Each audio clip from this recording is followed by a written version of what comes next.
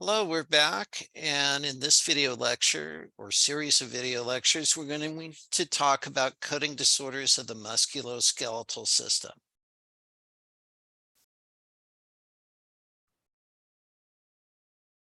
Okay, some more key terms you'll need to know. Arthropathy, articulation, chondropathy. All these terms in here will be coming up and helping you get down to the correct code in the musculoskeletal system. So if you don't have one handy, please make sure that you have a medical dictionary while you're working your way through this chapter.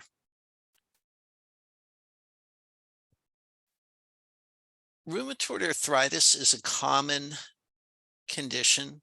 It's an autoimmune disorder where the immune system's basically attacking the articular cartilage.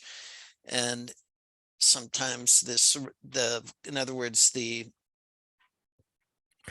connective tissue that surrounds the end of the bones, surrounding the muscles, tendons, what have you. So you can have rheumatoid arthritis. Normally it's diagnosed with a blood test for the rheumatoid factor. So that would be the code category M005, M005. M06 is other types of rheumatoid arthritis. Rheumatoid arthritis is not the same thing as osteoarthritis. Rheumatoid arthritis is the autoimmune condition that affects the entire joint. It's autoimmune, whereas osteoarthritis is basically the deterioration or the degeneration of the cartilage within the joints. So other terms to refer to osteoarthritis is age-related arthritis.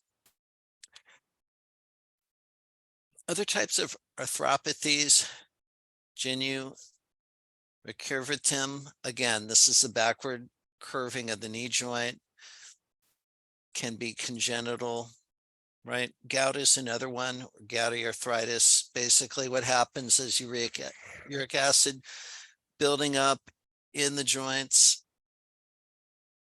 And again, the one thing you'll notice about these is that you have the specific type of arthropathy, and then you have the location, and in many cases, the laterality. So please pay special attention to whether it's mentioned as being on the left, right, bilateral, or unspecified. All those will drive the code selection. Osteoarthritis is basically the age-related arthritis where you get degeneration of this articular cartilage. Sometimes you get resulting bone spurs because bone on bone rubbing. Causes include just being old, can be secondary to another condition, can be post-traumatic. For instance, people get this kind of joint inflammation after some sort of,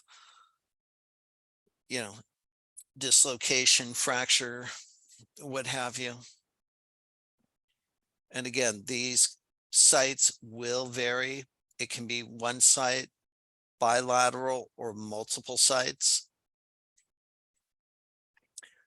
Systemic lupus erythematosus, SLE, is another autoimmune condition that affects the joints, the kidneys, the brain, what have you. It can be the result of adverse effects of certain medications.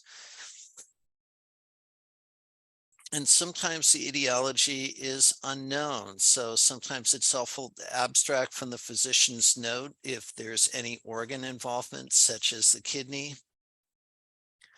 And again, you can have it with or without organ involvement. And then we have dorsopathies, spondylopathies. In other words, these are conditions affecting the joints of the spine.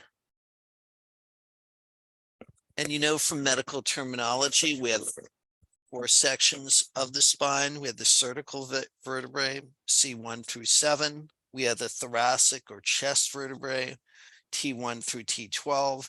We have the lumbar and the lower back, L1 through L5, the sacrum, S1 through S5, and then the coccyx or the tailbone. And this is 3 to 5 individual vertebrae. Typically, you see it represented as being fused together in adulthood. Some conditions, we can have the scoliosis as mentioned in the second set of bullet points where you have the bending sideways, the kyphosis bending forward, and then the different subtypes that you see.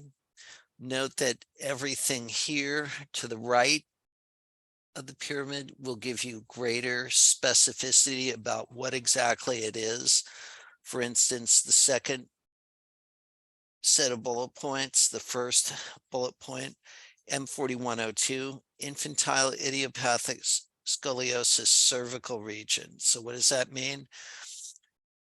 Infantile scoliosis, the sideways bending of the vertebral column. And where is it? In the cervical region.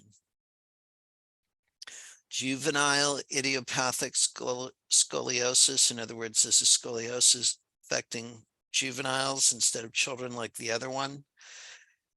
M41.115, thoracolumbar lumbar, meaning the chest and the lumbar region. And then adolescent idiopathic scoliosis, lumbosacral region, affecting the lumbar and sacral vertebrae, the M41.127.